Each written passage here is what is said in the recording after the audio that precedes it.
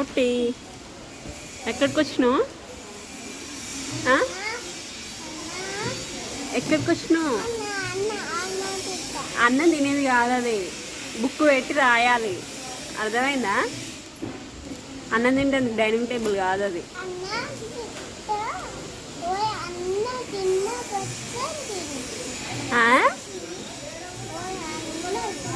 బాగుందా స్కూల్లో? నచ్చిందా?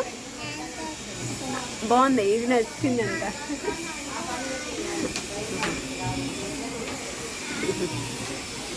బాగా ఇష్టం చెట్లకు కూడా పెయింటింగ్.